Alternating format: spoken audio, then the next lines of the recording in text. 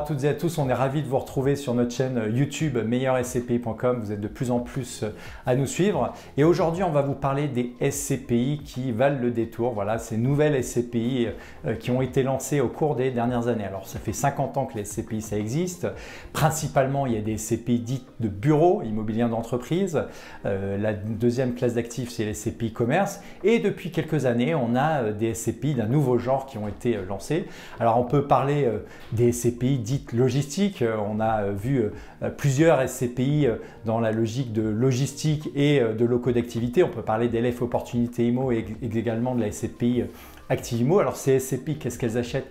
Elles achètent de l'immobilier dit logistique et locaux d'activité, donc de l'immobilier qui va permettre aux entreprises soit de faire du stockage, soit de réaliser des petites opérations finalement d'activité. Ça va être un plombier qui va avoir besoin de surface, ça peut être une entreprise qui fait de la climatisation, etc. etc. Donc on est vraiment dans l'activité. Et on a vu que pendant la crise du Covid, finalement, qu'on avait des besoins extrêmement forts en logistique et en locaux d'activité. Donc ça, c'est vraiment ces SCPI d'un nouveau genre. On a une autre classe d'actifs qui est très regardée finalement par les épargnants, c'est les SCPI qui sont investis dans la santé.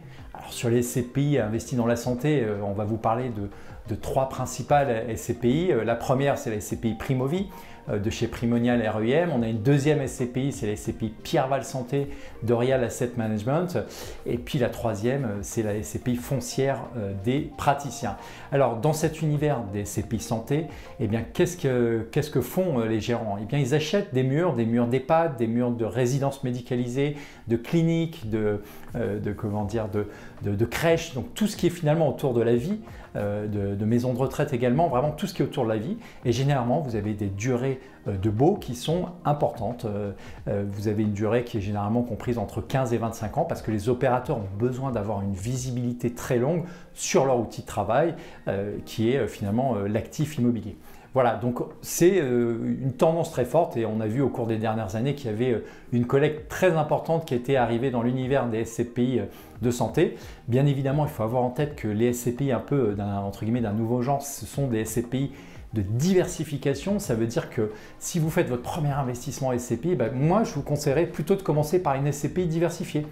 Pourquoi? Parce que vous n'allez pas vous positionner que sur une seule classe d'actifs. Donc les SCPI diversifiés pourraient être pertinentes. Par contre, à partir du moment où vous avez un patrimoine assez, j'allais dire, étoffé en SCPI, ça peut être pertinent d'aller chercher des poches de diversification si ça correspond à votre horizon de placement et bien évidemment à votre aversion au risque. Voilà, donc c'était pour vous parler aujourd'hui de ces différentes SCPI, j'allais dire différenciantes. En tout cas, je vous souhaite une très bonne journée. N'hésitez pas à nous poser des questions, à commenter. On se fera un plaisir de vous répondre. Et puis, je vous dis à très vite sur meilleurscpi.com.